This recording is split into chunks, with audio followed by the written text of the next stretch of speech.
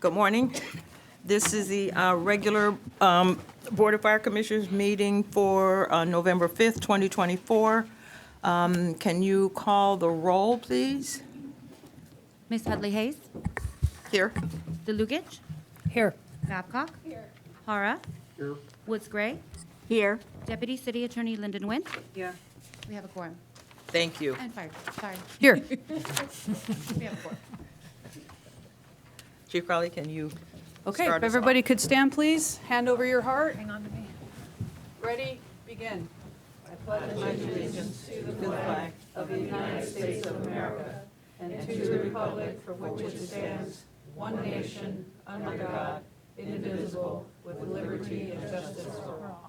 Please remain standing. And join me in a moment of silence in honor of our past and present members of the Los Angeles City Fire Department who devote their lives to the protection of our community. Thank you.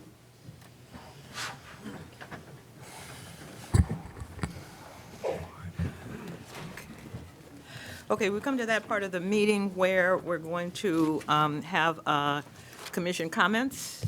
Are there any commissioners that have any comments or events that they went to or anything that they'd like to start us off with? Commissioner Woods Gray. Good morning. Good morning. Good morning. First of all, I just want to remind everyone that today is Election Day. Now, I don't know how anyone could ever forget this election, but some people might. So we just want to emphasize the importance. It's very important to the city because the city has a lot of ordinances on the ballot that need to pass, and it will make a difference to the membership, in particular, some of them.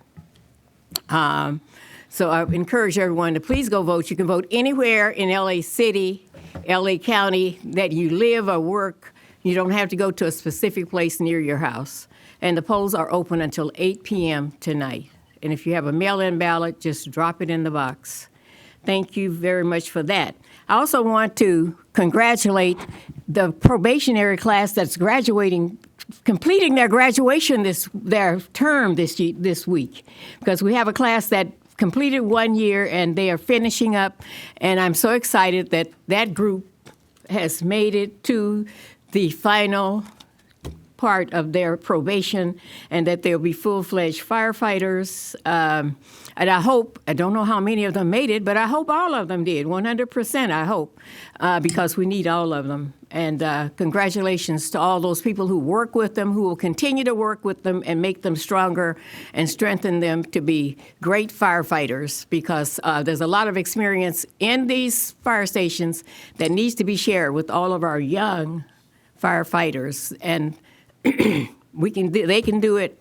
We know they can do it. Well, they finished their year, so let's go hip, hip, hooray. Thank you so much. Great. Thanks. Thank you, Commissioner. Anybody else have comments?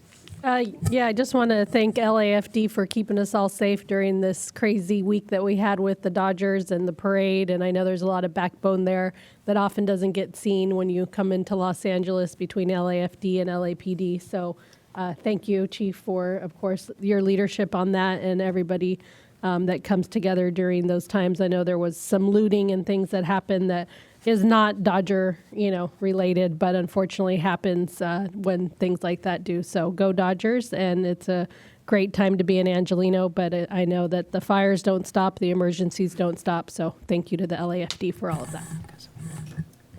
Chief Hara, then you. Dr. Hara? October the 12th, I attended the Fallen Firefighter Memorial at the Hollywood LAFD Museum.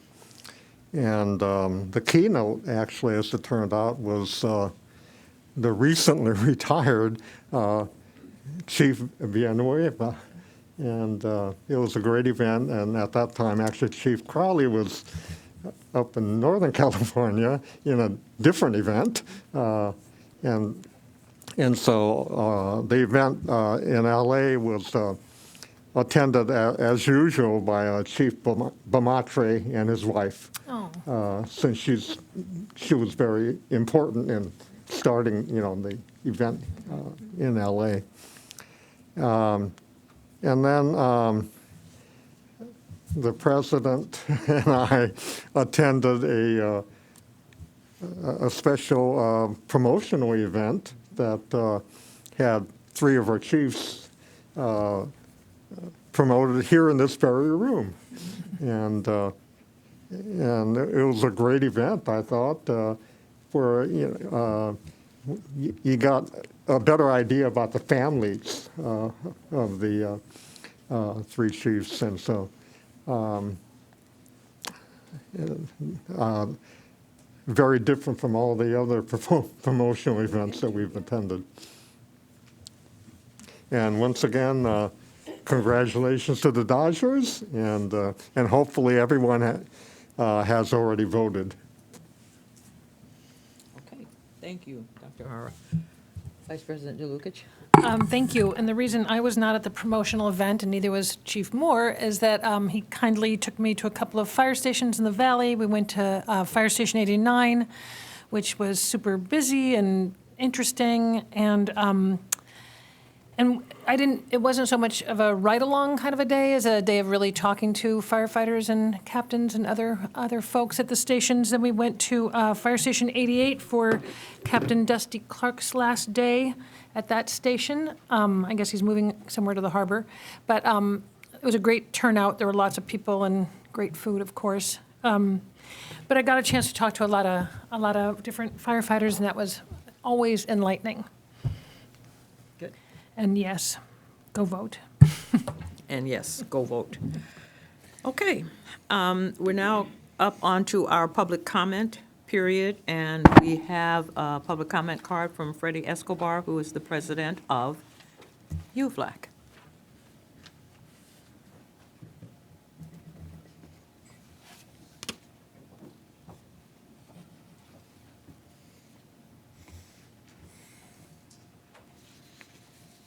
Good morning, everyone, and congratulations to all us Dodger fans. What a great victory, and hopefully everybody had fun. President Hudley Hayes, Fire Chief, everybody in attendance. As mentioned, my name is Freddy Escobar, and I'm proud to be the president of the United Firefighters of Los Angeles City, representing 3,400 of the best firefighters and paramedics in the county, and I say in the nation. I'm here to express UFLAC support for the LAFD interim budget request for the 2025 and 2026 proposed budget for the new and expanded services outlined in the report.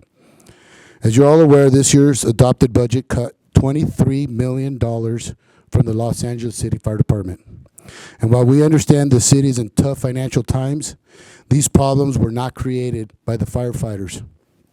The LAFD has fewer firefighters and paramedics today than we had 15 years ago, but our emergency calls for service have increased by more than 50% during the same time. We don't have enough firefighters and paramedics. We don't have enough fire trucks, fire engines, and ambulances in the field protecting the residents of Los Angeles. $1 million fire trucks and engines are taken out of service because we don't have enough mechanics to fix our broken equipment. Funding the LAFD shouldn't be a tough choice, so that's why it's critical that the mayor and our elected officials prioritize the fire department, period. The residents of Los Angeles City depend on the life-saving services being provided by the men and women of the Los Angeles City Fire Department. From homeless people to seniors to children to residents, without health care, our members are saving lives each and every day and doing more with less. Let's do what's right and fund the LAFD the way it should be in 2024 and in the future. As I've mentioned before, 35 years on the LAFD. We had more members, more apparatuses in the field in 1989, and we're running 500 to 600 calls a day. And today we have fewer running, and we have over 2,000 calls every single day. The fire department should be a priority to everyone. Thank you very much for your time. Freddie, don't go anywhere. I know we're not supposed to talk back, but I want to share with you that the commission is 100% behind what you're saying, and we're going to do whatever we can do to work with you side by side I want to give you my word on that. We know what the struggle is. Vice President DeLuca says that she's been into fire stations. I myself have been into 23 fire stations now. So we do understand the impact of what this has on our members, on our sworn members. And I say not on yours, I'm talking about ours. And the fire chief has agreed to have this on our agenda as a standing item so that we will always be able to hear what the plan is, what the next thing is, what the next step is in her plan. So I want to personally, on behalf of the commission, thank you for always keeping this at the fore. I'm going to continue to say that LAFD's money is going places where it shouldn't go. It's our money, and it's being spent places that I don't believe need it as critically as we do. So I really want to thank you for coming down every Tuesday and reminding us. I just wanted to thank you for that. Well, thank you, and I'd be remiss if I didn't address Chief Crowley and all our command staff here. We work together, and this is a priority. We see it in the members that I represent and the members that wear the gold badge. They see it in the members that they're responsible for their safety every single day. Yeah. So thank you very much. Thank you. Thank you. Okay, that brings us to the report of the fire chief. All right. Well, good morning, everyone, and good to see you here. We appreciate your support and taking the time to hear what we've got to say. So I'll be just briefly commenting on my meetings and events from October 1st to November 4th. October 2nd and 3rd, I had the opportunity to travel along with a few members of my team to the Fire Scope Board of Directors meeting, and that was in Santa Clara County, where we had the opportunity to meet with other fire department leaders who were on this board of directors, where we discussed a number of different things. It was our quarterly briefing. We were and received updates, I should say, on ICS 500 structure fire operations, lithium-ion battery training and tools, white paper, Fire Scope field operations guide app update, firefighter cancer prevention and research programs, and initial attack aviation congestion, along with a number of other high-level topics. We have a number of people in the room who actively participate in our work groups, task forces that do the work, and I want to just make sure we spend a little time highlighting their efforts. They do a tremendous job. I'm looking at Chief Tomlinson, who heads up a lot of the work. So thank you, Chief, for what you do, as well as the other individuals that spend a lot of time and effort to push these agendas forward to help California be the best and the safest fire service in the nation. On October 10th and 11th, again, another opportunity to collaborate with other fire service leaders. That was the LA Area Fire Chiefs Association's Desert Conference in Indian Wells, along with 29 other fire department personnel and their leadership teams. Again, came together as a training opportunity, and the overall mindset was expanding the possibilities. A number of high-level topics that we discussed there was a non-standard approach to multi-casualty incidences, mission, consequence, and complacencies, lessons learned from the Silverado incident, firefighter research and cancer reduction, as well as the top 10 ways to reduce liability. Great opportunity to train with other fire service leaders in our region. We did mention just briefly October 12th, I did travel up north to the California Firefighter Memorial in Sacramento. Just like we did with the IAFF Memorial with UFLAC, this was an opportunity to travel up there and help support our LAFD fallen firefighter families. We were accompanied by a number of fire department leadership, the Los Angeles LA Firefighters Relief Association president and board members. UFLAC President Escobar was there, as well as his board members, and numerous other fire department members that were there ultimately to support our 5 fallen firefighter family members.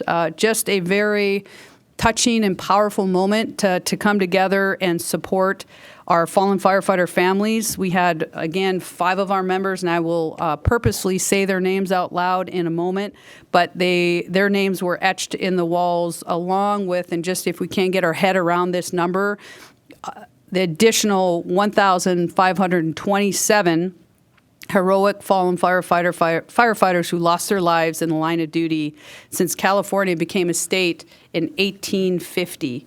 So a total of our 5 fallen firefighters were represented in the highest way that we could. This was Valerie Roberts, Dan Ramirez, Sean Stilson, Richard Tucker, and James Sticklich. So again, very honored and proud to represent our entire department, but to be there with UFLAC leadership as well as the LAFRA. On October 16th, along with other city leadership, we had the opportunity to welcome and meet with leaders from the City of Paris General Delegation for the Olympics and Paralympic Games. Just a really good opportunity to come together and understand lessons learned from the City of Paris. We all know what's coming in 2028 and what's leading up to that point. Spent 2 days, and our team spent 2 days there as well, just learning lessons from Paris, the city itself, and we're going to continue to work very, very closely with that delegation. October 19th was the Taste of Soul. This was the 17th year that the Taste of Soul was here, and it was founded 17 years ago by Danny J. Bakewell, Sr., CEO and executive publisher of Los Angeles Centennial. Over 350,000 people attended this year's Taste of Soul. It's just an incredible opportunity to come together. We had our local fire stations who were there as well. And just as a reminder, this event also serves as an economic engine for the local community and showcases the best of South Los Angeles community has to offer. October 24th, we touched on this briefly. We have 2 of the members that we did had the opportunity to highlight and honor and recognize their promotions. We had Chief Worrell. If you could, Chief, stand up. Thank you, Chief Worrell. He's our new deputy chief, who's I tasked with being in charge of 81% of what we do. And that's on the EMS side in our EMS bureau. So congratulations, Chief Worrell. We also have Chief Scott LaRue. If you could stand up, Chief. Had the opportunity to appoint Chief LaRue, and he's heading up over at our Metro Communications and doing stellar work over there. Looking forward to seeing what he can accomplish with his team. And also, we had the opportunity to highlight and recognize Chief Paul Pham, who is not here, but he is out in the field doing great work as well. We did also on that same day have the World Series presser kickoff. We didn't know where we're going to land with the Dodgers, and we know where we are now, but an incredible opportunity to come together with city leadership. Fast forward to October 31st, that was another press conference with a celebration of the World Series win. And then the very next day, on October 1st, that was the Dodger Parade. I just want to spend, and thank you, Commissioner, for highlighting that. A lot of the behind-the-scenes activity happens, and if you're in the fire service and within the LAFD, we know what happens behind the scenes, but I do think we need to take just a brief moment to talk about what the LAFD is able to provide. And you think about it, this was over 220,000 people. If you weren't there, you saw it on the news, just wall-to-wall-to-wall people. A lot of the behind-the-scenes side when it comes to fire and EMS services, our people did an incredible job. We just wanted to highlight a few of the things that we did. We did staff our command post. We had also staffed our emergency operations center. We had a number of our field resources. We had our cycle teams, our medical cart, ambulances, engines, trucks, hazardous materials, tactical emergency medical teams, as well as others, right, that were providing the service. And we had a very small amount. If you think we had over 220,000 people there, we had 33 patient contacts, 6 transports, and 2 of them were by the privates and 4 by LAFD ambulances. Our inspectors were also there out in force, assisting with our crowd management. And all in all, I think our members had an incredible behind the scenes and out in front, being there and making sure that we provide the fire life safety services as well as the EMS. So super proud of our people and what they were able to accomplish. End of report. Madam President, Yes. I too would like to commend all of the first responders who were in charge of the parade, because I had so many compliments from people who went to the parade. They were so excited over how peaceful it was and how calm it was and how everybody was helping everybody. I went, oh, wow. They said, oh, the firefighters and the police officers, they took pictures of us. And I'm going, oh, they were just really excited. And I never thought, of how much, the peacefulness would means to people like that. But many people were talking about the calmness of the downtown area on that parade day. And I'm sure it had a lot to do with what the fire department did. Now, we're all prepared for the election. Does the fire department have to do extra stuff to prepare for that? We are already in the works. We've had a lot of pre-planning along with other city leadership and the first responder side. So again, that highlight of what our members do, the LAFD do behind the scenes, and if there are any significant issues within the city, we are ready to respond. And one thing, if I could also highlight, as we're talking about budget, we're going to be talking about budget a lot today, there's cost to doing service. And I think that it is really, really important as we are being asked to go through budget reduction exercises that as I'm looking out at the crowd of our sworn and civilian members that are the heart and soul of the LAFD, these extra services are fundamentally essential to provide fire, life safety, and EMS to the community of LA.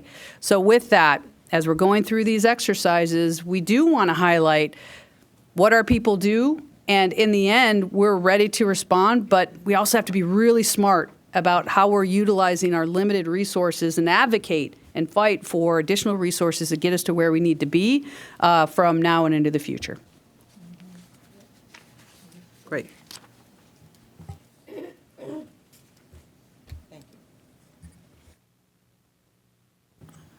Since we are going to be talking about budget a lot this morning, I think that it's important, what you said, that we get that on the record, because when we go through these budget reduction exercises and we realize that, as President Escobar says, we're losing $23 million, what the city needs to understand, and what Commissioner Woods Gray has highlighted, is if we want to have that calm, and we want people to have that kind of confidence, we cannot continue to have our budget slashed every year. I would imagine that somebody in LAFD could tell the mayor and the CAO just exactly what the cost was, just for that one parade. All the things, without looking at the salaries for our firefighters, just the equipment and the things that we need to do and the planning that goes on. I think at every commission meeting from now on, we really need to make sure that people understand that we do more than just that fire truck down the street, that ambulance that goes to that house, and how much that costs the city if they really want the citizens to be safe and well taken care of. And as far as I'm concerned, we are the first responders. With all due respect to our police partners, actually what keeps the city safest is to have a robust, well-financed fire department. That's my opinion, and I think it's the opinion of all of us. So we're going to really work hard to do that. But every chance we get at every meeting, I think we should point out all of these things that people are unaware that we do, and that there's a cost involved to that. Okay.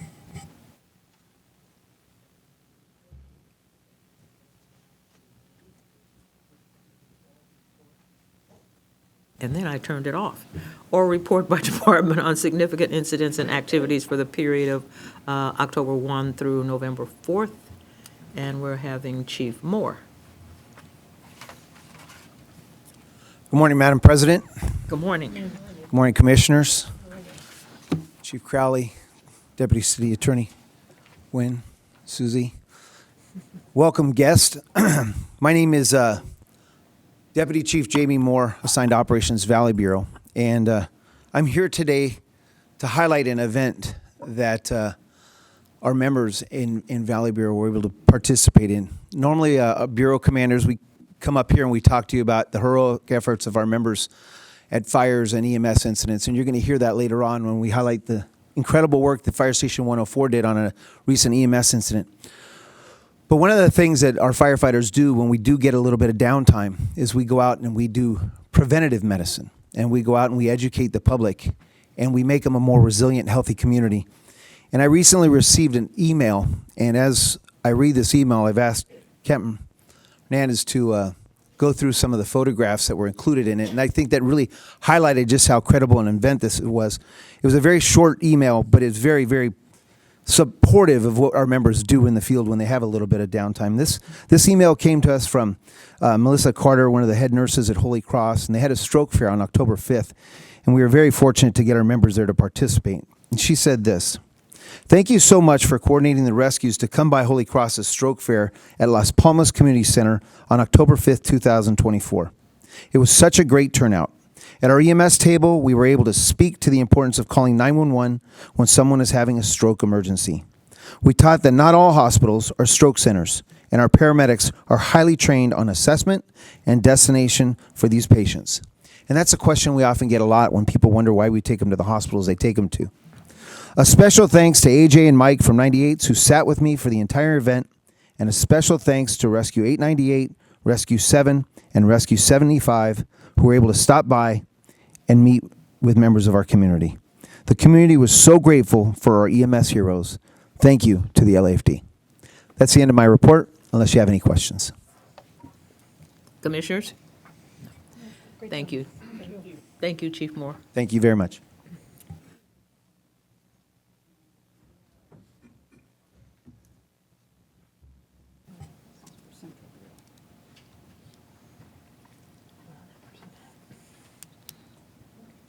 Good morning, Madam President, Commissioners, morning. Chief Crowley, City Attorney Wynn, command staff, and guests. My name is Doug Lewis, and I am the Assistant Bureau Commander in Operations Central Bureau. Today, I would like to briefly highlight two of several significant incidents occurring in Operations Central Bureau over the past several weeks. The first incident of note occurred on October 28, 2024. At approximately 4:15 a.m., firefighters responded to a structure fire at 522 East 9th Street in Fire Station 9's First Alarm District, Council District 14. This incident started as a still alarm and was quickly upgraded to a structure fire response. First on scene resources reported a large, one-story row of commercials with smoke showing. Initial companies deployed in an offensive mode and encountered forcible entry challenges while cutting through multiple rolling steel doors to gain access. Additional resources were requested, and due to the well-established fire and heavy fire load, the decision was made to transition to a defensive mode with ladder pipes and large diameter hand lines. Divisions were established to protect adjacent exposures. It took approximately 100 firefighters roughly 1 hour and 10 minutes to contain the fire. The adjacent commercial buildings were saved from any damage, with the bulk of the damage confined to the units of origin.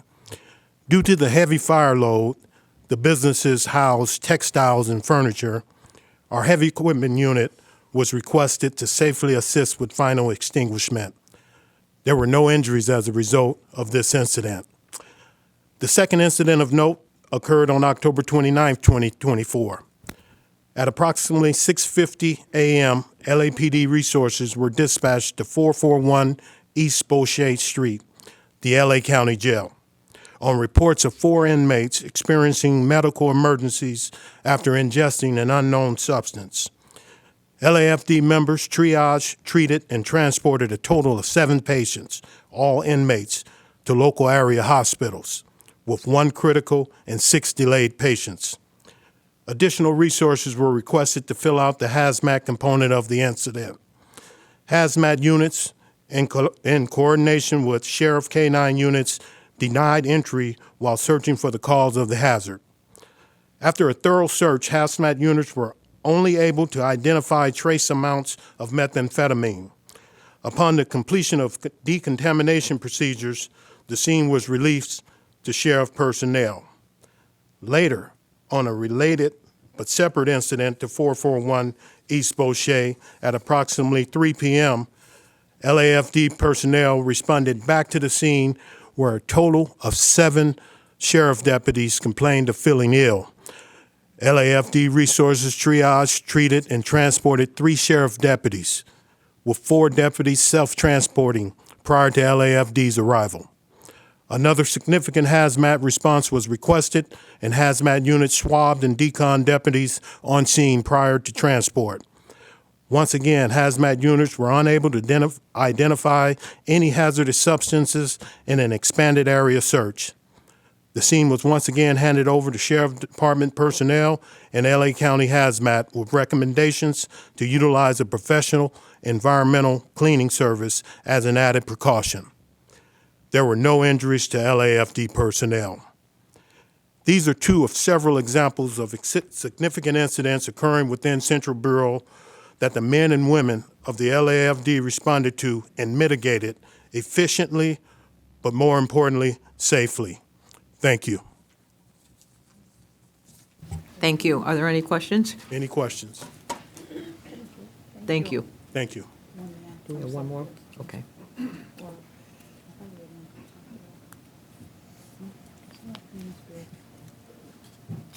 Good morning, Madam President, Vice President, Commissioners, Chief Crowley, City Attorney Susie, command staff, and guests. Morning. My name is Tim Worrell, and I'm proud to be the Deputy Chief assigned to the Emergency Medical Services Bureau. And I'm here today to share an incident that occurred on October 2nd, 2024. I was notified about this extremely large-scale law enforcement event by our Tactical Emergency Medical Support Unit. Our leader there is Captain Jack Moore. He's an extremely motivated, and he's doing amazing work for our Bureau. And that's why the TEMS unit is so successful. A coordinated law enforcement event was to take place in the San Fernando Valley.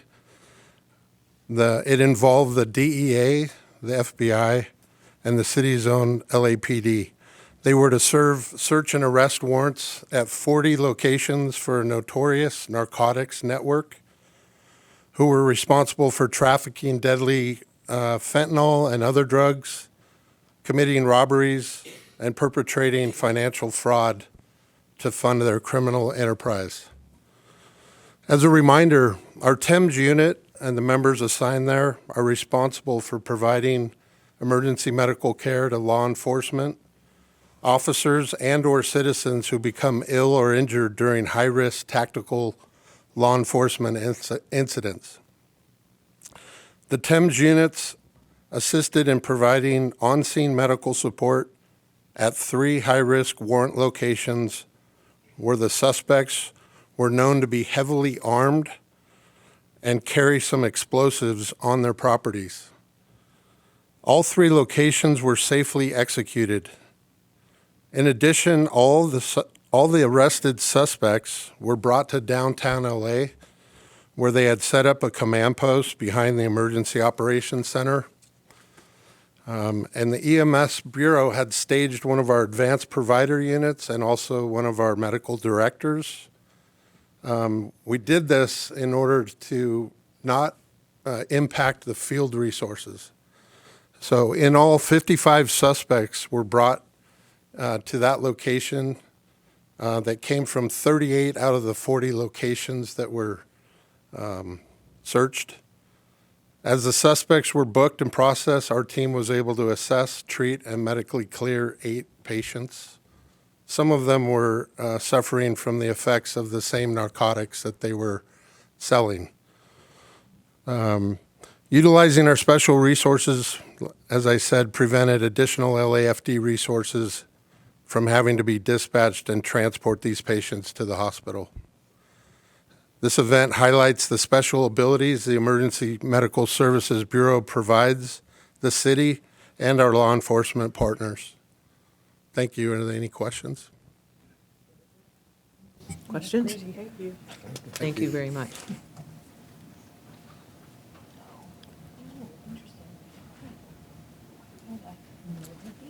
Good morning, Commissioners, Good morning. staff, Fire Chief. My name's Carlos Calvillo. I'm the Assistant Chief of Operations South Bureau, here representing Chief Gutierrez.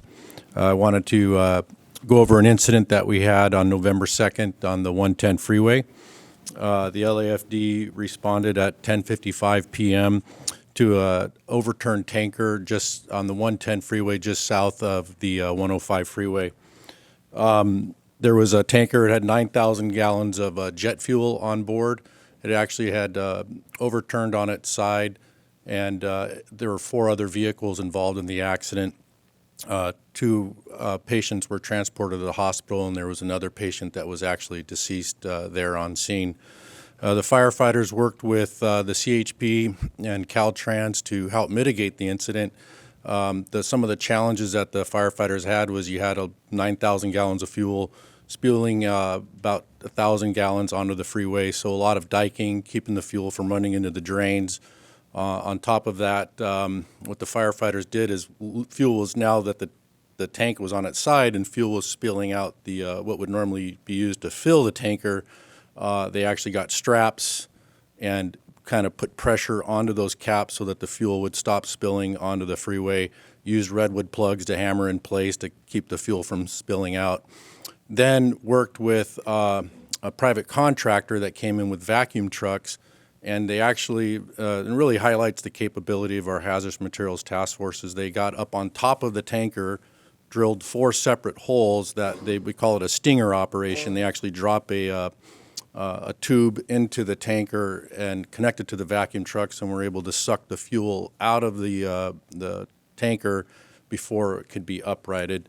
So it really kind of highlight the capability that our members have with that. So that just is the incident itself. Unfortunately, somebody did pass away. The incident took 7 hours that our resources were on scene, so it was really quite a complicated incident. Some of the other challenges were the traffic that came into the area that congested the freeway. One, you had to get them out of the way to CHP was a challenge for them to get people out of the way, to get our fire resources in there and also get the people moved out and into a safe area. So that's the incident. If there's any questions, I'm happy to answer them. I just have one question, just a little tiny question.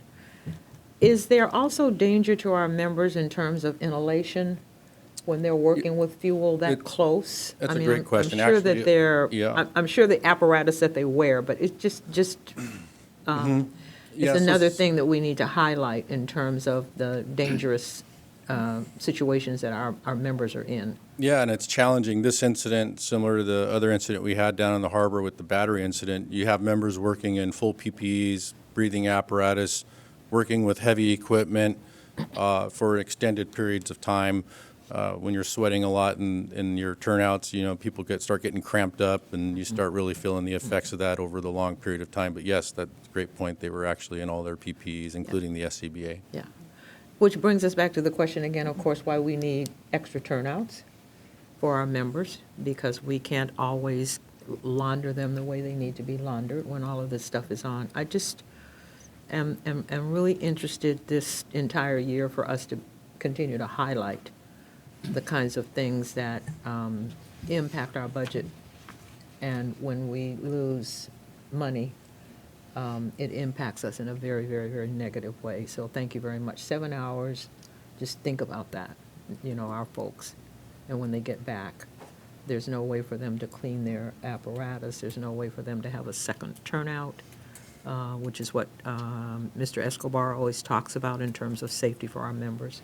So I just think we just need to keep these things in the forefront. I think Vice President DeLucich also has a comment to make. Yeah, and you don't have to stand up for this necessarily, but I just also appreciate that these reports give us all these different lenses into the work of the department. Like, I did not know about the Thames unit, and I asked the chief, and I didn't know that this tactical, some of you more experienced commissioners may know, but the Tactical Emergency Medical Services actually support SWAT and law enforcement, so our people are actually supporting law enforcement, which I did not know. So anyway, I appreciate hearing all these different aspects. One other thing to kind of add on to that is when you look at incidents like this and others that we have is our capability to help get production going back into the city. Right. You get freeways like this that are shut Right. down for long periods of time. It impacts the Right. city's ability to function, Port, commerce, right. everything. So our ability to come in and minimize that impact I think is huge when you look at it that from a business That's standpoint. a great point. Yeah, yeah. Thank you. Thank you. That was a special incident for EMS. Do we have more? Okay. Thank you very much. That brings us now to presentations. Do we have one? Oh, I keep turning it off instead of turning it on. Good morning, Madam President, morning. Commissioners, Fire Chief Crowley, City Attorney, LAFD administration, and guests. My name is Eric Scott, Captain 2 paramedic, and proudly serving as your public information officer. And today we're excited to highlight an extraordinary incident that took place where individual swift action that collectively came together provided a life-saving effort and made it possible and successful. It was a remarkable display of some very quick thinking and teamwork, which were explained, that brought 59-year-old Samir Haroon to be saved from a sudden cardiac arrest that took place at a Costco in Northridge. So we'd, of course, like to ask our talented members to please join us. Members from Fire Station 104, Captain 1 Sean Davis, Engineer Scott Whitehead, Firefighter Linda Garcia Rosales, Firefighter Kenneth Miller, Firefighter Paramedic Michael Regner, Firefighter Paramedic Robert Ponce. Also, we have 911 dispatcher, Firefighter Paramedic Cheng Lam, and a civilian with us, AED rescuer Aldrin Isaac. Now, the incident took place on August 20th in a hot day in the San Fernando Valley. Mr. Samir Haroon, he had drove to Northridge Costco. He had parked near the tire center. He bent down to put some air in his tire, and he collapsed. He went into a sudden cardiac arrest. And many are surprised to learn that in the United States alone, approximately 1,000 sudden cardiac arrests take place every single day. But it's important to mention that the survival rate drops from 7 to 10% every single minute that patient goes without CPR or AED.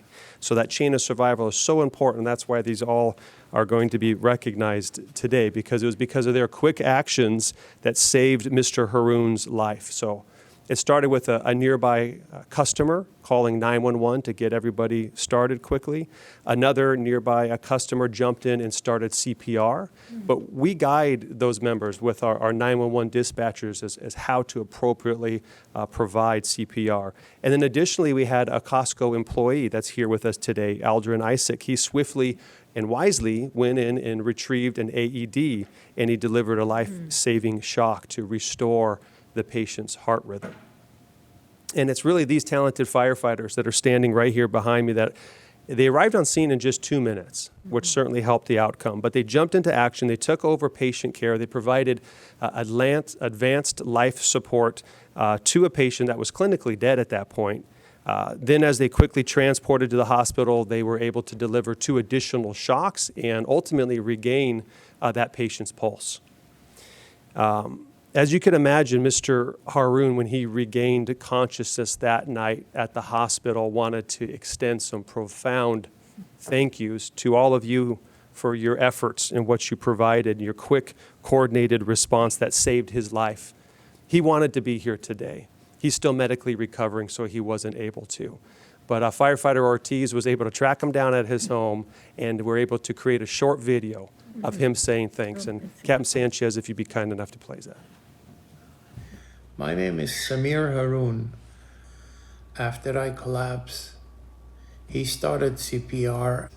He was a customer, but he knew exactly what to do. A member of Costco, as a supervisor, rushed going back to the warehouse, got the defibrillator and shocked me. When he shocked me, all of a sudden I gasped air and started breathing.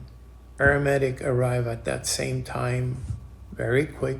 I'm alive because those people really saved my life.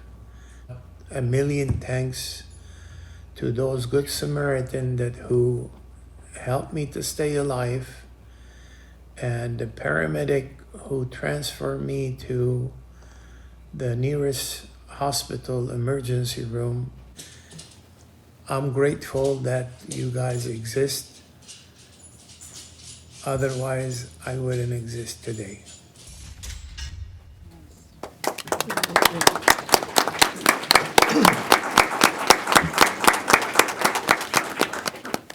So this incident highlights the importance of the life-saving efforts of early CPR, early AED training and defibrillation, as well as the community involvement into these emergencies.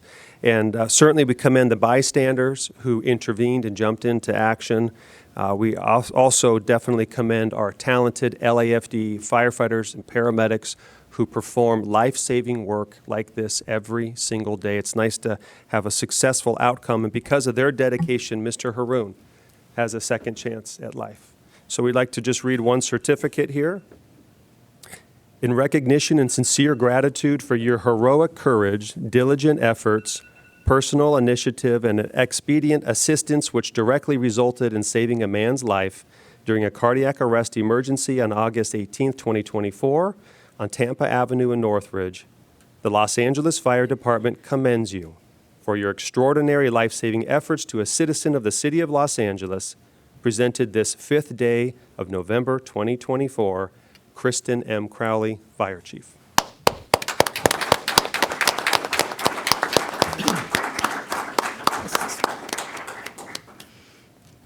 All right, well, and if I could just take a moment as we're passing out the certificates, if everybody just takes a look at all those individuals lined up on the wall, that's the chain of survival at its best.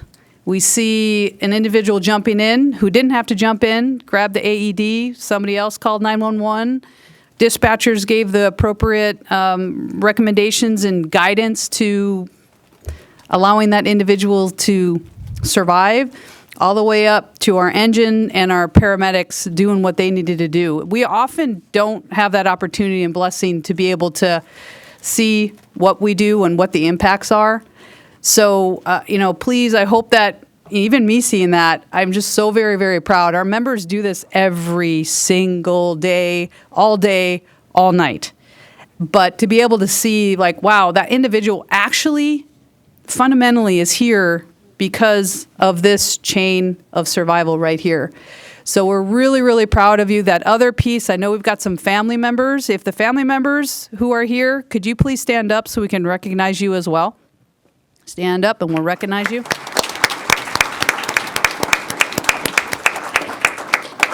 Thank you for showing up and supporting these individuals here. But on behalf of the entire LAFD, we're super proud of Engine 104s as well as the firefighter paramedics on the rescue, to our dispatchers all the way through. And when we talk about every second counts, every second counts. You see that individual's talking, coherent, has a life that he's going to be able to live because everything fell into place. So thank you on behalf of the entire LAFD and the city of LA, where our people keep coming out and doing an amazing job. Super proud of all of you. Congratulations. I'm just so happy. We just took a brief moment to be able to recognize your hard work and keep up the amazing dedication and commitment. Super proud of you. Thank you, everybody. Yeah. Is anybody else good?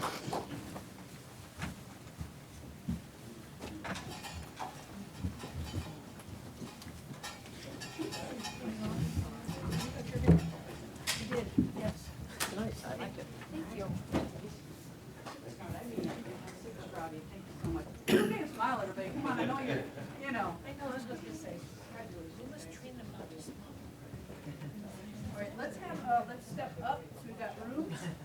You're next to me. I don't know why you're in the back. Come here. You're with me. Toe to toe, right? Come on. Come around.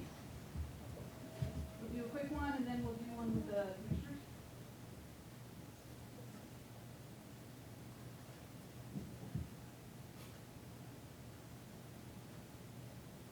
All right.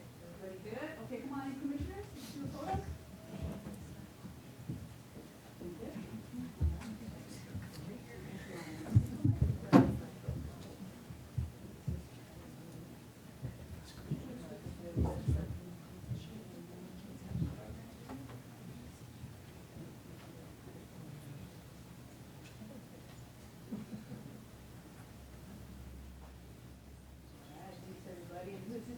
Whose family's here? Your family? My boss is here. Bring your boss up? Okay, thank you, everybody. And whose family's here? Thank you, everybody. Okay, we'll do a picture with the great job that you all did. All right, we'll do whoever's family, will have everybody else step out, and then we'll do individual photos with the Costco first. You're in the middle. All right, you go on that side, sir. There you go. Nice to see you again.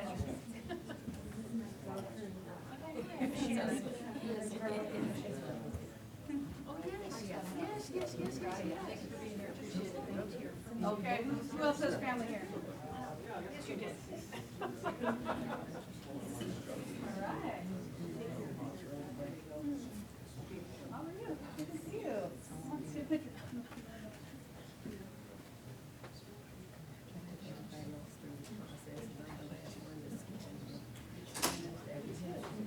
Nice to meet you. Thank you for being here. Okay, who else? Anybody else family? Hi, how are you? Nice to meet you. Okay. Are you doing all right? Yeah, we're doing well. All right, hold that up. There you go. Oh, we'll get it.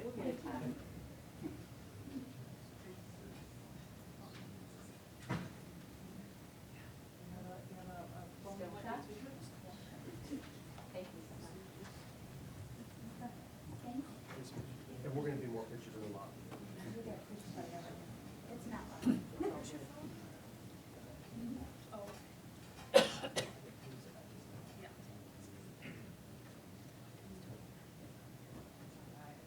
All right. Thank you for stepping up, my friend. Nice to meet you. Good to see you. Thank you for being here. Thank you for being here. All right. Thanks, everybody. Appreciate it.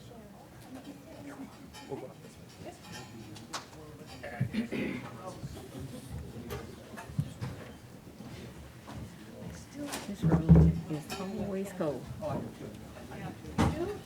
They can use this energy, save the energy. It's always cold in here. It's always cold in here. I noticed she had on nothing. You probably are going through the summertime that other people, but I've gone through so many years ago.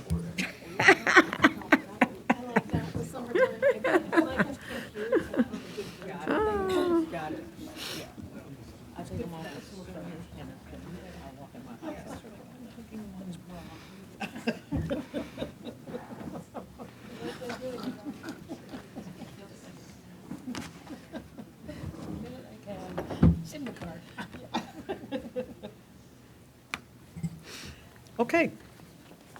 That brings us to item 5. These are consent agenda items, and they are A through J, Commissioners. Does anyone want anything pulled off of the consent agenda? No. Okay. No? I will entertain a motion to, let me see, recommend. I guess, can I just say to follow the instructions? Okay, so I would like to entertain a motion that we follow the instructions. Either it's a recommendation or it maybe need to go to city council for some reason. So if I can get a motion. I so move. Second. It's been moved and seconded. So we will move consent items A through J, which brings us to, I have to say all in favor, sorry. All in favor? Aye. Okay. It's been moved and seconded and approved. We'll move all of these, Ms. Dudley Hayes? and that takes us down to, Yeah, can you just, All those in favor? no, we already had the vote, can you just confirm? Motion passed. motion passed. Which moves us down to item number 6, which are our regular agenda items. 6A is the report providing the status report on the 2024-2025 interim budget requests.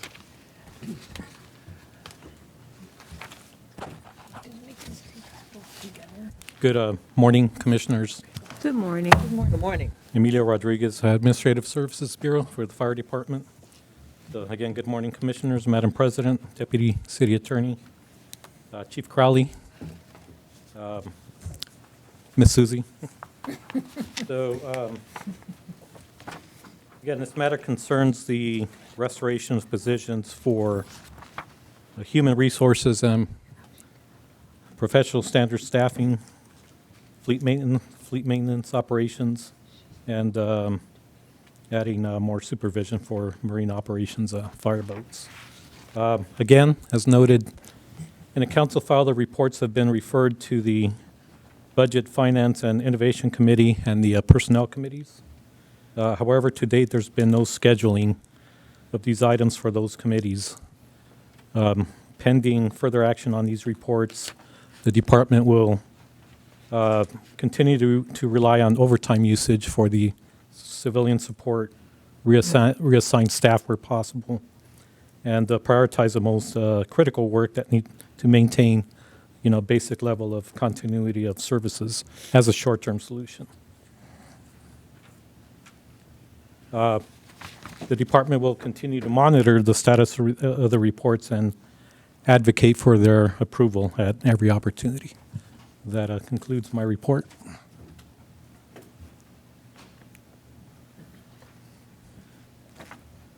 Okay, Commissioners, are there any, Do all of the requests go to the Budget Committee? Commission, I'm sorry? do all of the requests go to the Budget Committee? Is that the committee that you're waiting for the appointment? It depends on the nature of the report and the request. Because this has a financial impact, general fund impact, natural course of action was to refer to the Budget Committee. Staffing reports are also usually referred to the Personnel Committee. And this actually did go through the Public Safety Committee initially, which was cleared by that committee. So just to be clear too, ma'am, is my understanding is this was already approved fully. All three interim budget requests were approved through this body. Then naturally would go to whatever committee is most appropriate, so either Public Safety or Budget and Finance. At this point, it has not been agendized at Budget and Finance. To be clear, we are standing by until that occurs, and nothing will move forward until it would be agendized and discussed at Budget and Finance.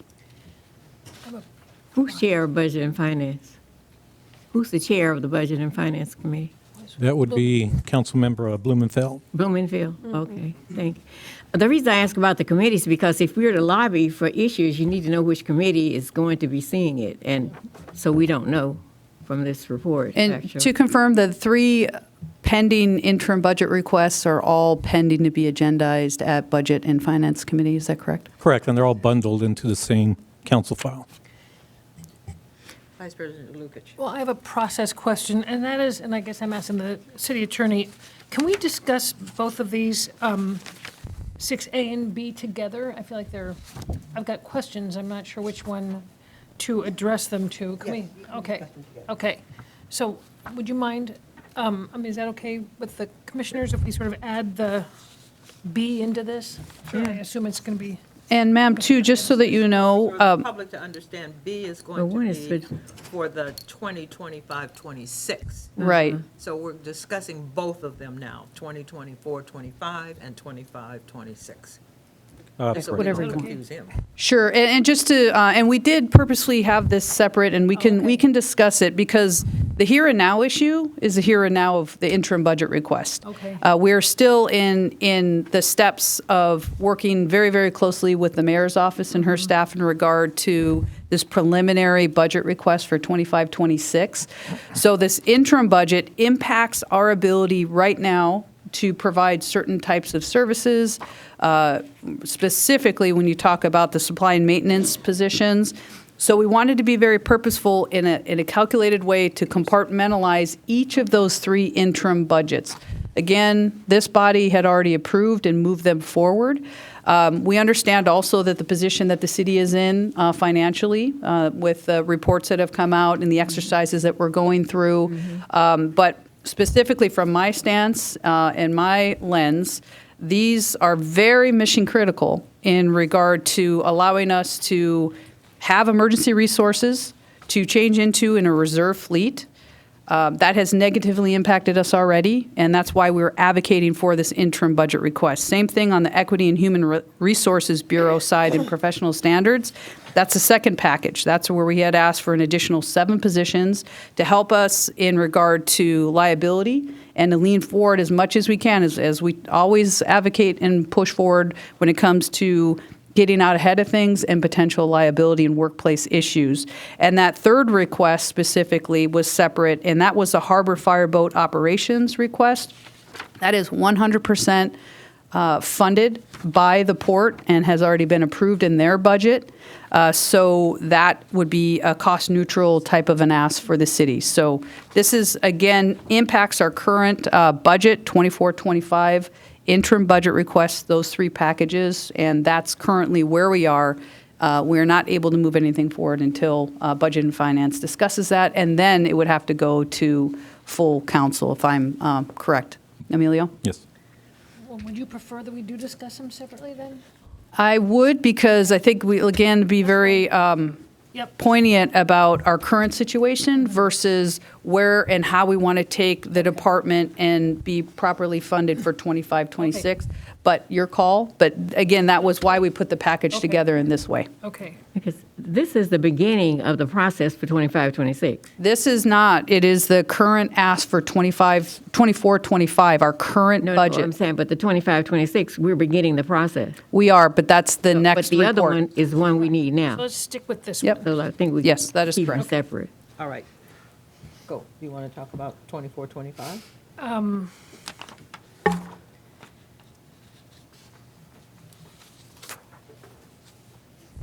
Not this second. Maybe someone else has a, I mean, I will, but I was going to talk about the other one. Okay, so so from this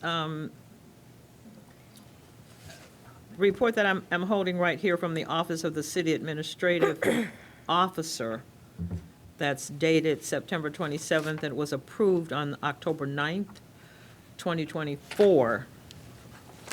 It feels to me like the recommendation to the City Council says that Item 1 says retain the prioritized critical hiring process pending review and recommendations from the City Administrative Office. And then number 2, it says defer all requests for interim budget appropriations. And I'm not sure what that means, because we have on this report, we have 7 positions in human resources and professional standards. We have 16 positions for the fleet maintenance operation, and then we have what you spoke about, the 6 positions for the boat staffing. Is it my understanding that this has already been approved according to this, and that we aren't getting any of this because there's a stop? I'll let Emilio start, and I can add.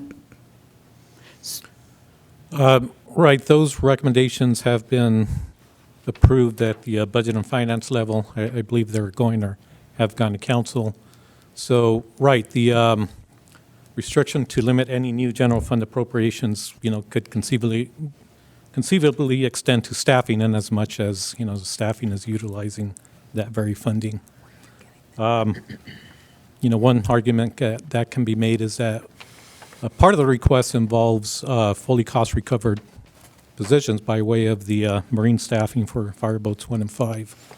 That funding has already been set aside by the harbor, approved through their board, and my understanding is that that will continue into next year. So that's one possibility of a fully cost-recovered item that could, potentially move forward with the, proper support. But my question is still, we don't have any expectation that we're going to get these positions, is that correct? Based upon this thing that says that it's been approved. This is dated September 27th to the City Council from the City Administrative Officer. So are we still thinking that we have a shot at getting some of these back? When this has already been approved, that it's going to be, we're going to defer our request for interim budget appropriation. So I'm confused. Do we have any hope? What are we arguing for here? I don't know if we're necessarily arguing. I think what we wanted to do, per your request, was to provide an update as to where our interim budget request is.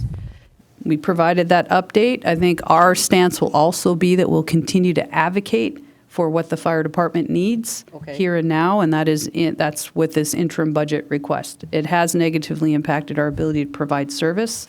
So now it's a matter of whether or not city leadership will make that decision of this will be agendized or not, and if not, then we have to start talking about potential service impacts and how we're going to recalibrate conducting business. So, and only because I'm new to this whole thing, so I'm asking a bunch of questions. Are you saying that that was approved somehow or another could be changed? That I do not know. Emilio, do you know? I mean, here's what I'm concerned about. It looks like we're not going to get these, right? And these are what we would consider to be critical staffing positions. And if I'm looking at this, it makes me feel like we're not going to get those positions, right?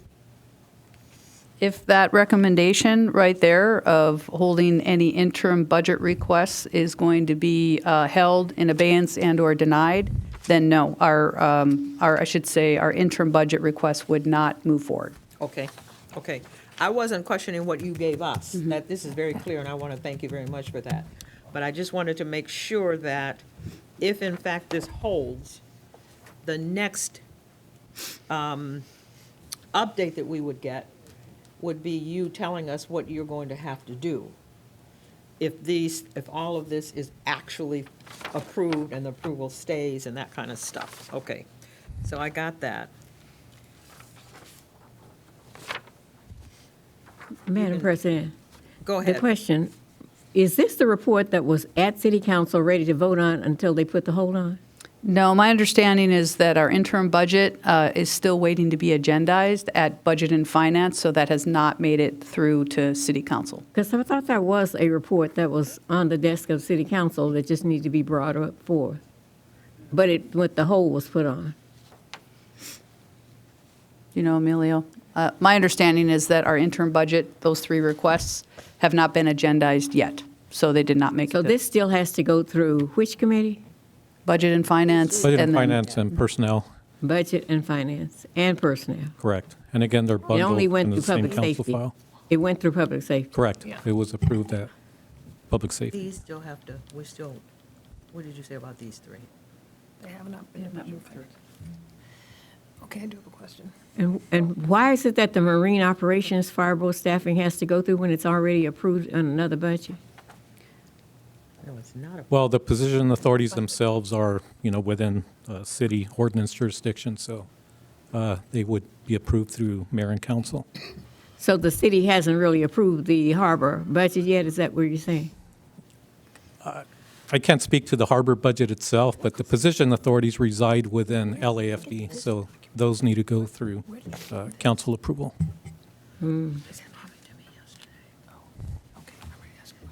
Weird. Go.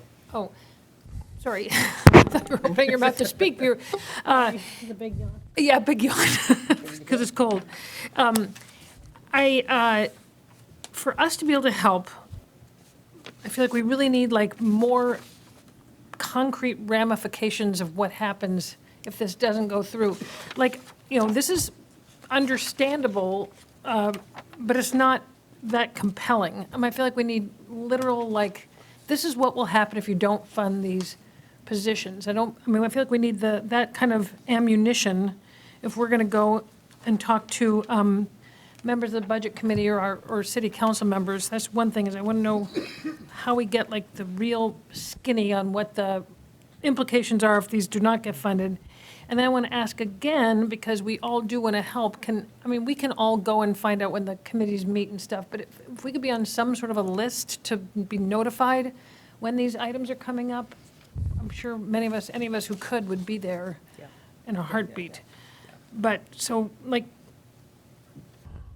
how do we get, like, what are the actual ramifications, just besides that we're, like, you know, outpacing the current staff levels? Like, what does that mean to a person who's having a heart attack, for instance? I mean, we need that kind of picture painted for the committee members.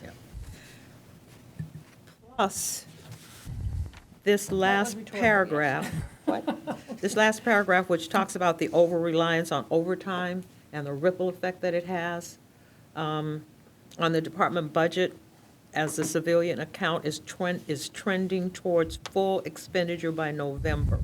What exactly does that mean? Look at the question mark right there. What? I have the same question. Yeah, can somebody tell us what that means? It says that the civilian account is trending towards full expenditure by November.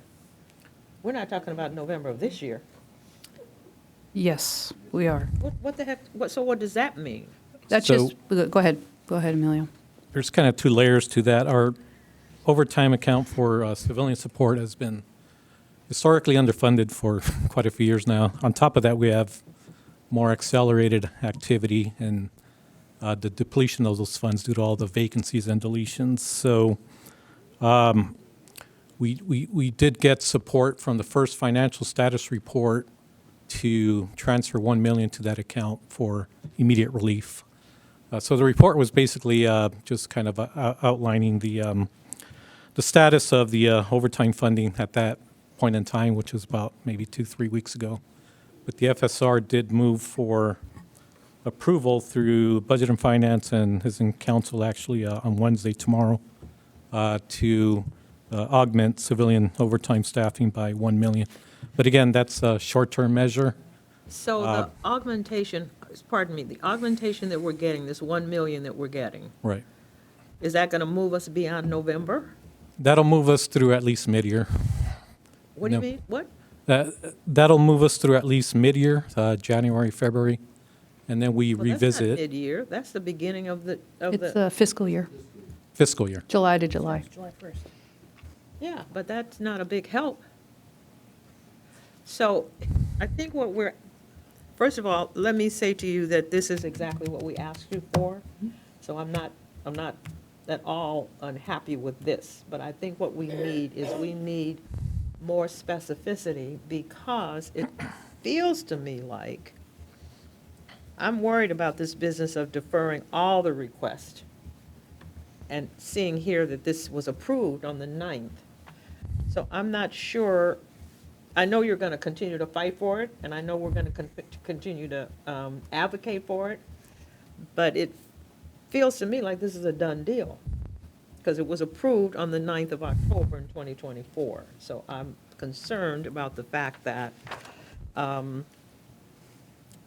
we have this ripple effect, and I agree with Vice President DeLucich. If we're going to message this the right way, we really need, as we're talking to our individual council people, as we're going to these meetings, I want to be very clear, we are actually not as well versed on the budget. I want to thank Emilio, although he did an excellent workshop for myself and Commissioner DeLucich. But the next one that we have, since we're going to continue to keep these as a standing item, in order for us to help you, I think that Commissioner DeLucich is right. We need to specifically say, for example, if in fact our civilian account is trending, we're only now going to get it through January or February, what's the fallout for that? I think that's what you're saying. Our civilian staff supports our sworn staff, and a lot of things can't get done, and I'm not sure that they're aware of that. I'm not sure that they're clear about the linkages. I think that's what we need to know in order to actually really back you up, so that we're all messaging the right way. The same thing with Mr. Escobar. We all need to be messaging. I don't know whether that means that we have a meeting. I don't even know whether that's legal, Linda, for us to have a meeting. But we all need to be messaging this in a very specific way, is my belief, so that we're not all at our council people or talking to somebody and we're all saying something different. There's a real danger in losing these, right? Right. A critical danger. And in just to be losing clear these. too, ma'am, just to dig into the details a little bit more, the two Supply and Maintenance Division and the Equity and Human Resources Bureau and Professional Standards, those two packages were positions that were deleted. Right. I Right? remember So that. they were deleted prior to and have already had a negative impact, especially on the supply and maintenance side, where we have our heavy-duty mechanics, tire repair, all of these positions have already, and these are not new positions, I want to be very, very clear, where we're already understaffed. So to say what are the impacts, and we could obviously go deep into detail in regard to the potential $50 million worth of resources that are at our supply and maintenance that we do not have the capacity to fix. That is a huge impact on our ability to provide service. So when we come to you and we come to walk through this journey of an interim budget request, we're very purposeful in not making sure, we are asking for, this is the bare minimum for us to barely get by versus where we need to take the organization well into the future to be properly funded and resourced and staffed. So the interim budget, and you say, well, is it over? We're going to keep advocating for it because the need is here and now, right? And again, depending upon how we as a city will take this in to understand the impacts, whether we'll have the support and momentum to move this forward or not, will be seen in the near future of whether or not this gets agendized. If it doesn't, then of course, we need to look at different ways to refocus our efforts on emergency services, emergency response. And in fact, because of the current budget, 24-25, we have already had to recalibrate, and we've had negative repercussions in regard to our service delivery model. That has already impacted our ability to provide service. So we have walked through the steps to do what we can to adjust. We are adjusting as we speak.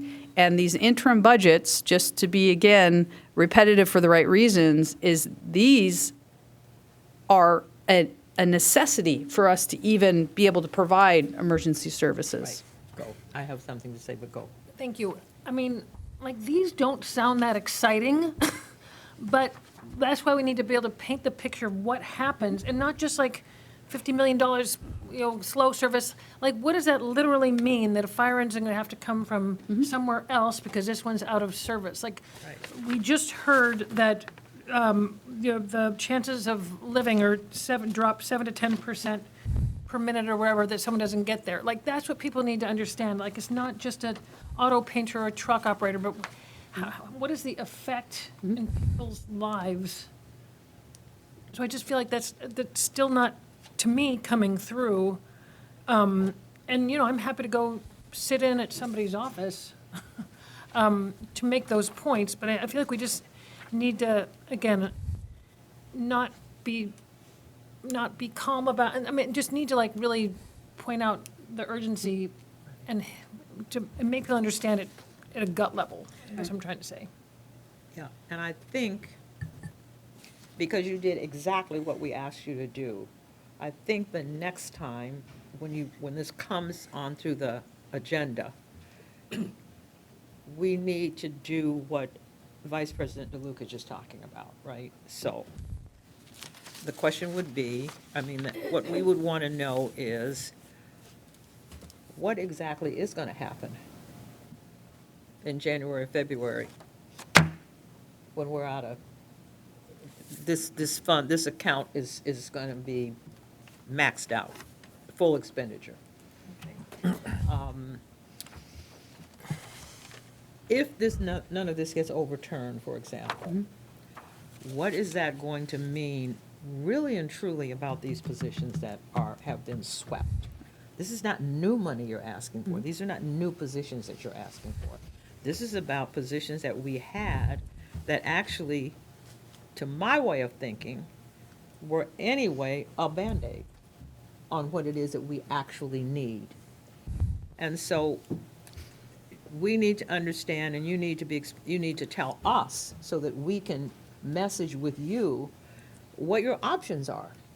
If all of this really happens, what are your options? What is it that you're gonna have to then, I'm happy that I'm not sitting in your seat, honestly and truthfully. I want to say that to you, which is why we are so busy trying to support you. You're gonna have to have a plan for what happens, and I'm concerned about this thing right here that says this has already been approved, which feels to me like this stuff is done. We're over and done with that. So I don't think that we want to get you back into over minutia for us, because that is not what we asked you to do, and you did exactly what we asked you to do. But I do think we're gonna need a little more of what Vice President DeLuca is talking. If this happens, here is the impact that we're gonna have on the department in terms of the services that the city expects us to do, that we keep doing, and we keep saying we can do it, we can do it, we can do it, when in fact, we cannot. So I think the magic words are, I would like to request a service impact report for our next meeting. And I'm going to ask that for the next thing we talk about also, but for this one, and also, maybe it's Mr. Hernandez who will do it, but I really do request that we be made aware of when the committees are going to be discussing issues related to the fire department. Right, right.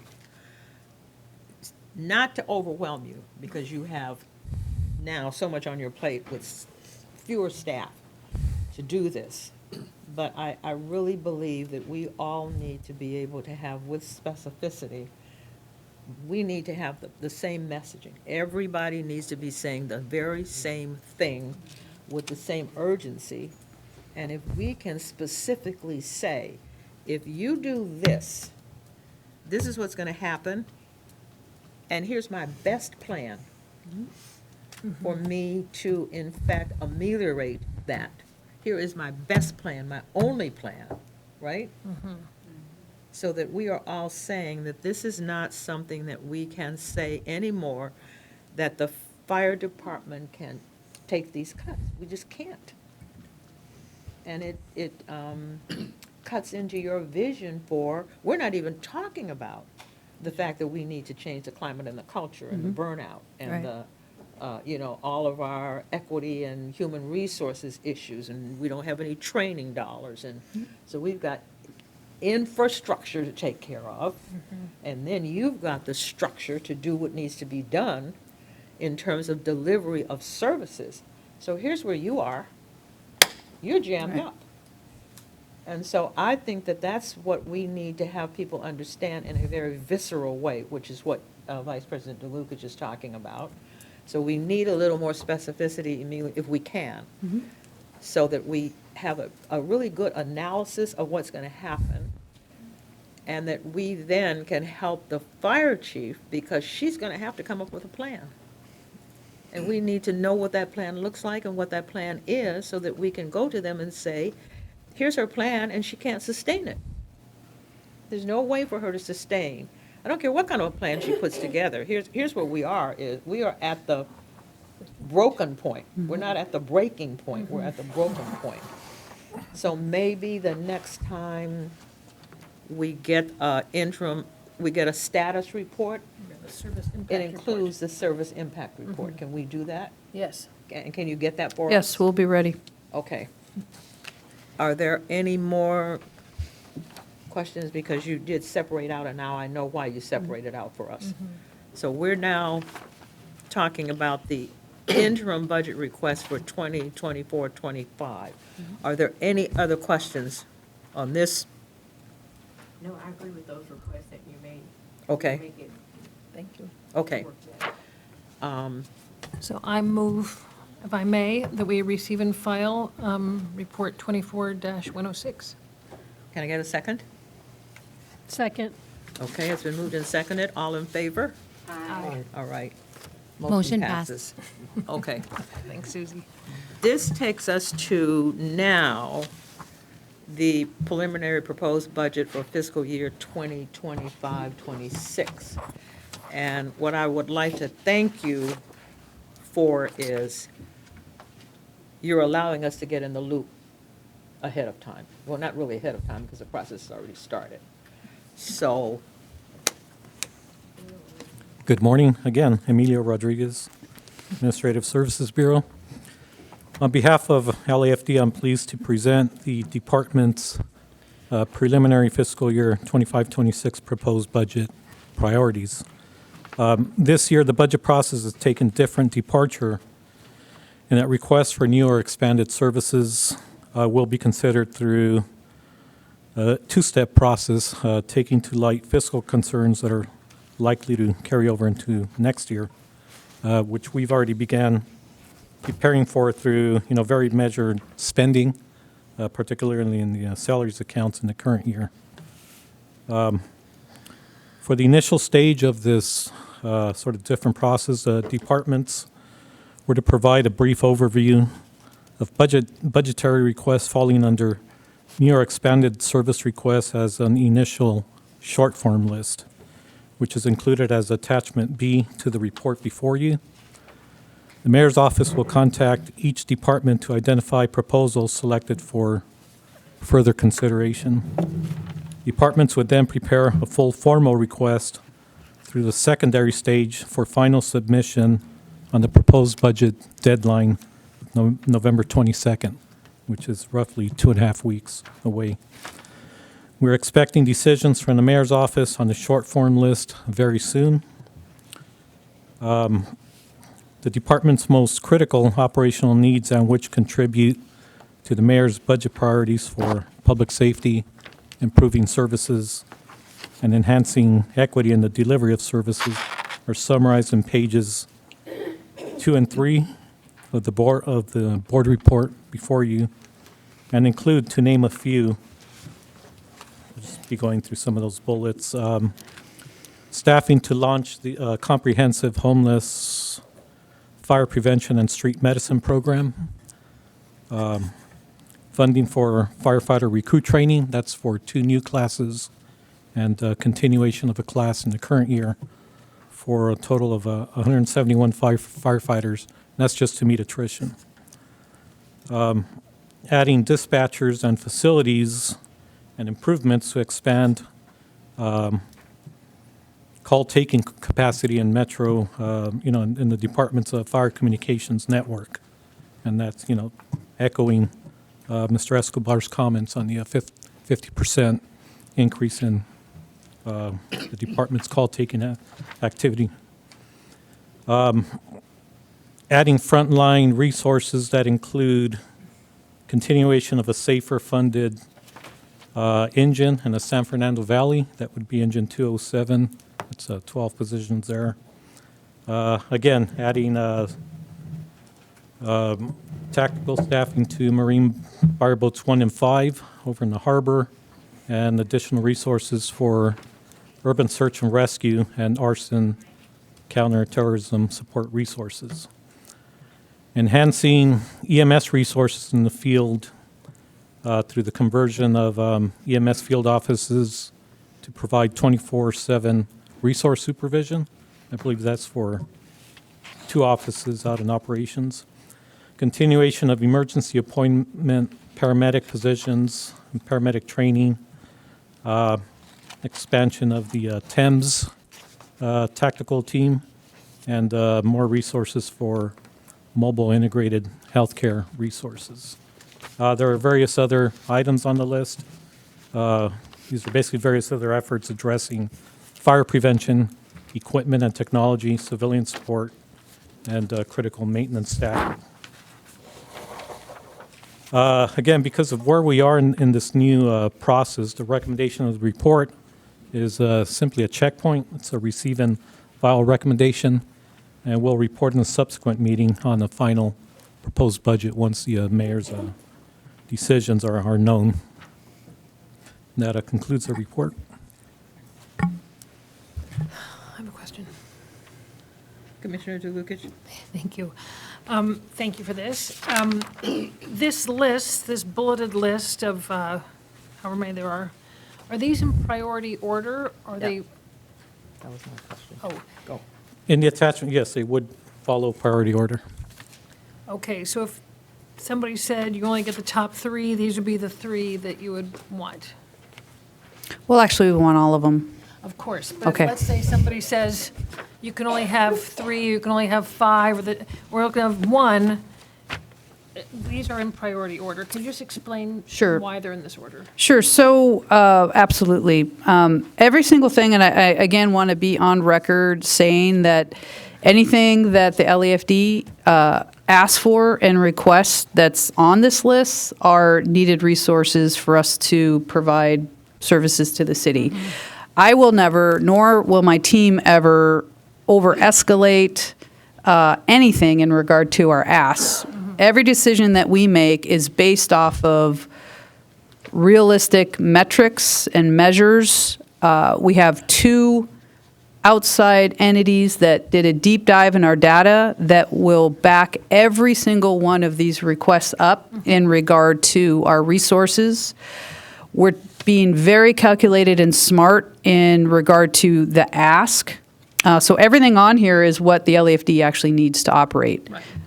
When it comes to, well, staffing, yes, we are understaffed, under-resourced, underfunded. So with that, how can we be smarter with the current resources we have?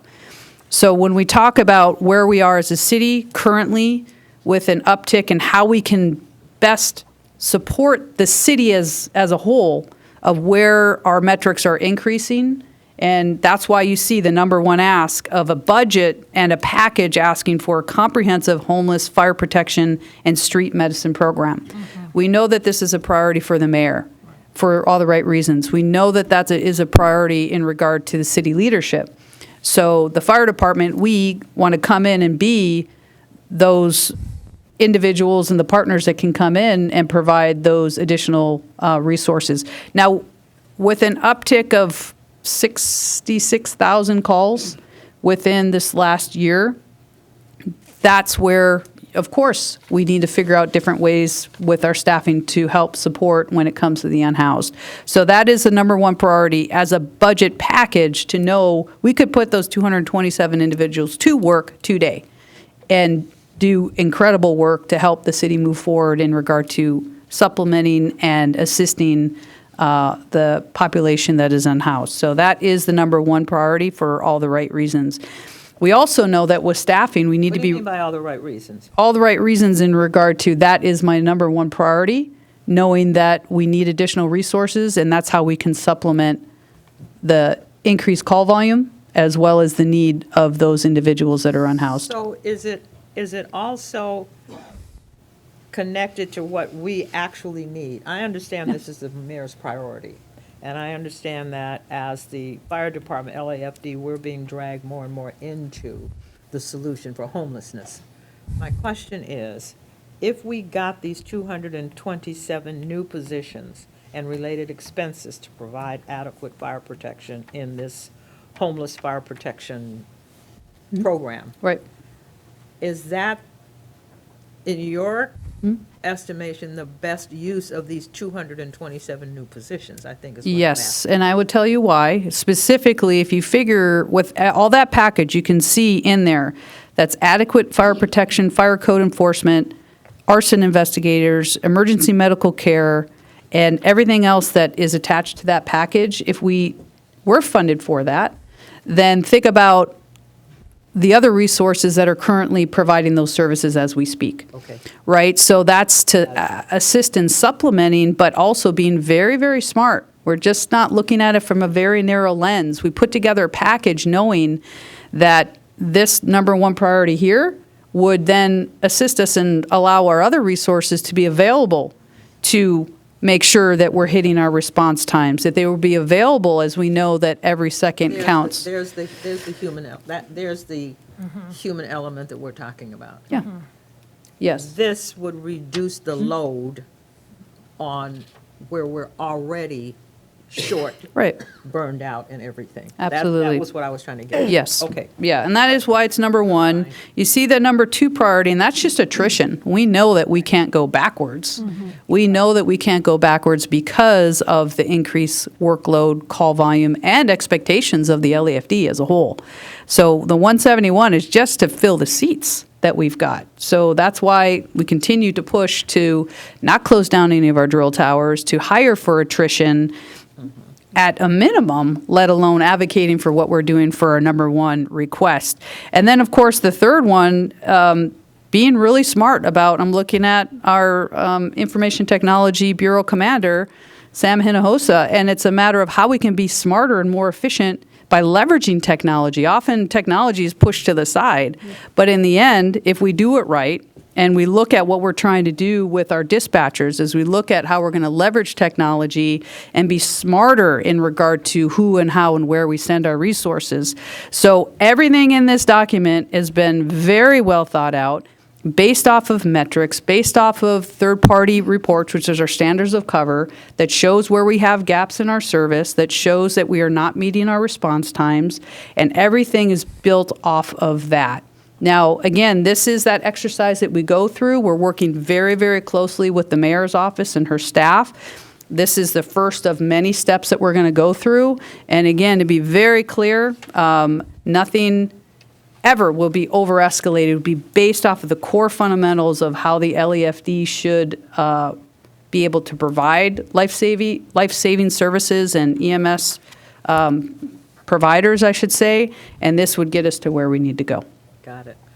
So is it possible for you to, you mentioned the standards of cover, and we've all read it, and we know where the gaps are. Would it be possible for you to, or am I just not thinking about it correctly, to tie some of this to what the standards of cover says? In terms of what I appreciate you just, I think, educating me, I'm making a me statement, how these 227 new positions is actually going to reduce some of the load on the other things that we are required to do, our response times, et cetera, et cetera, et cetera.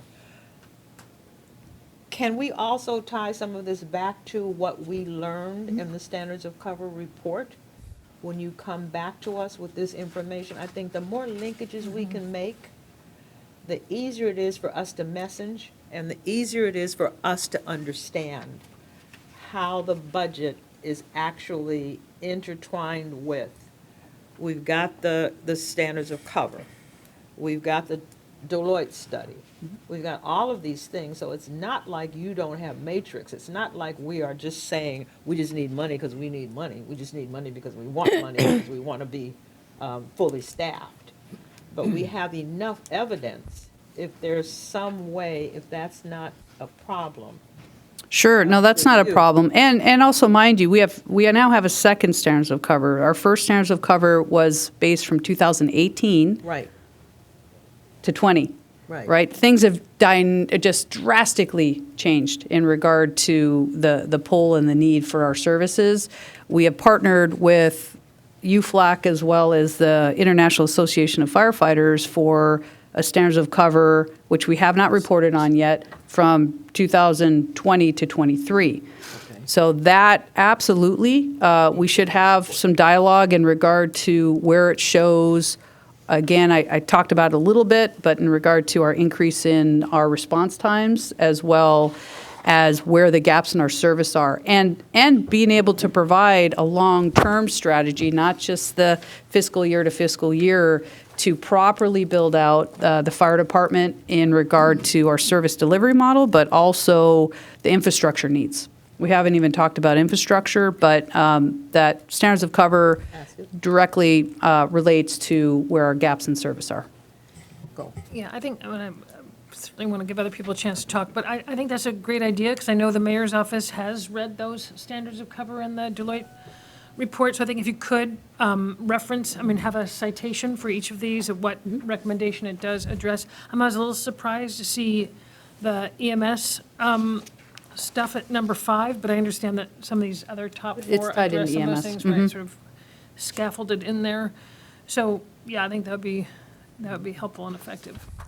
And then you mentioned that we have not yet seen the standards of cover for 2020 through 2024. So You have when- not. Right, We need to, right, so let's get that on our agenda. we'll work with you to get that on the agenda as well, because we have some other reports that are coming. Sure. Ahead of time. And maybe what we. I'm sorry? Yes. It's more about you said facilities and infrastructure, right? Right. Yeah, it does focus on our service delivery gaps within the city. Mind you, with all of our 106 fire stations, we haven't added any new fire stations since no new fire stations. When we had our original measure and/or bond, that was to replace fire stations, not add fire stations. So we've got a number of strategies that we're talking about now of potentially funding for new fire stations, and so it's time to start talking about that as well.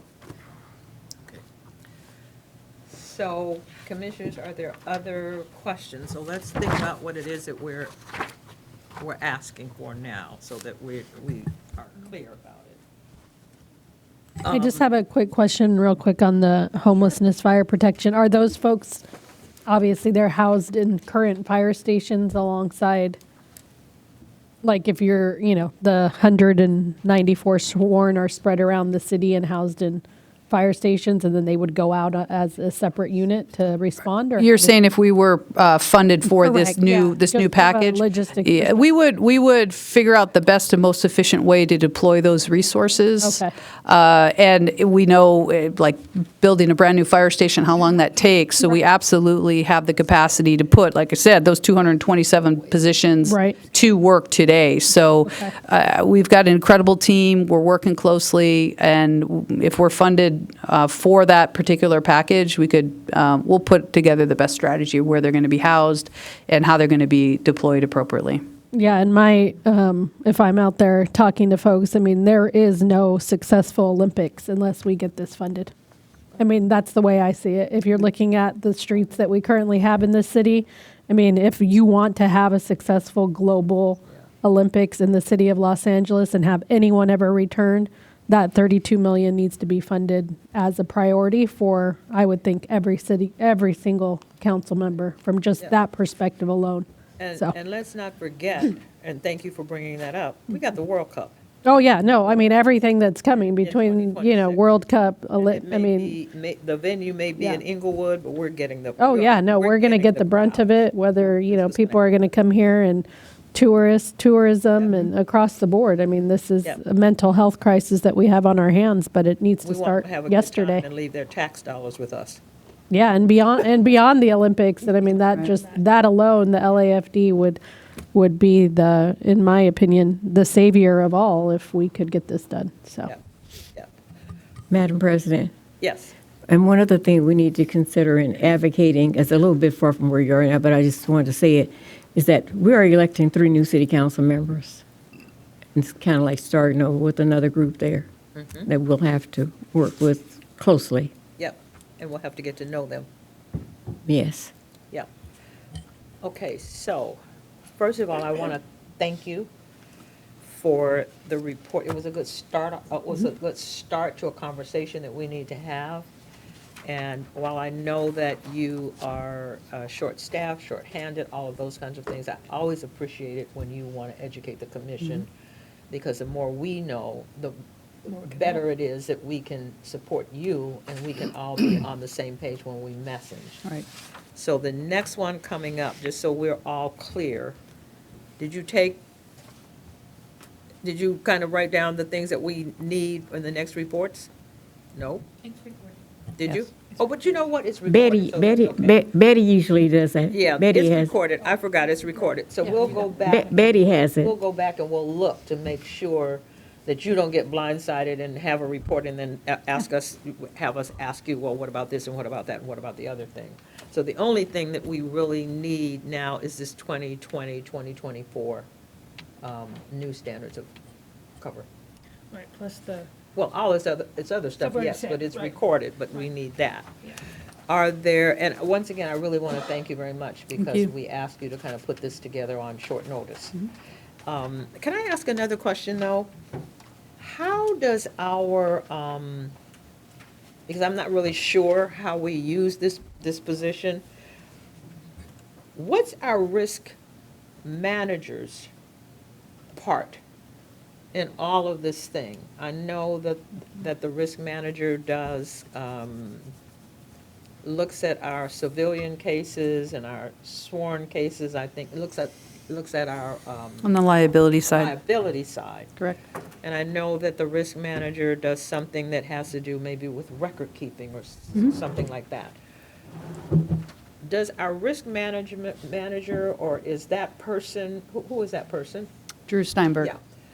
So is she in any of these meetings or any of these conversations where we're really talking about what the risks might be, not just our litigation, but about that person's perception of what some of the risks are, what are the pros, what are the cons, when you're doing planning that you're gonna bring to us about this is what I would do if this happens, or this is what I do if that happens. What does that person do for us? Yes, so our risk manager is part of our AOPS side with Chief Saunders, our administrative operations. So she reports to Chief Saunders? Yes, Is and she your direct report? Not my direct report, but she's in the chain of command. yes. Where does she fall in the chain of command? Right under an assistant chief who's direct under me. So she reports to an assistant chief who's directly below you. Yes. So there's a way actually for her, for us to get her analysis directly to your attention so that you're able to figure out where she needs to be and in what room she needs to be talking to us about. I don't know much about what how you're using the risk manager. So maybe in the future, we could figure that out too. What's the importance of, what does that person do? Is it narrowly defined? Is it broadly defined? Because risk managers do different things in different organizations. And the great irony is that, we have to pay out lawsuits. Yeah, Like, why can't we use that money to prevent lawsuits in the first place? right, right. And the risk management, it seems to me like that would be another portion of what she does for the department. So maybe that can be some kind of another upcoming report that we get, because it seems to me that all of this, if we're going to do it in a way that is all kind of intertwined, would seem to me that we want to have all these voices, bless you, yeah, at the table. Yes, and just to be clear too, we don't make decisions in a vacuum. So when it comes to utilizing our incredible staff, we tap into multiple different lenses to help us make good decisions. We are all risk adverse to start with, let alone who and how can we tap into our subject matter experts. So to say that we do not utilize our risk manager in many, many different ways. We certainly could report on how we do utilize our risk manager, but in the end, That, I just don't know. yes, but in the end, we utilize many, many of our individual members to help us make the best informed decision based off of current and future circumstances. So we utilize her quite a bit. Okay. That was my last question. Did we already vote on the 2025, 2026, 2025, 26? I think we have not voted to accept that. Motion to receive and file 25-26 budget. Second. All in favor? Aye. That motion has been approved. Motion passed. It takes us to the end of our agenda, unless anybody has anything they want to bring up before we adjourn. Then- I move we adjourn. Great. Can we get a second? Second. All in favor? Aye. We're adjourned. It's moved and Meeting adjourned. seconded. We're adjourned. Great. Remember to do that. Okay, and this all goes in the.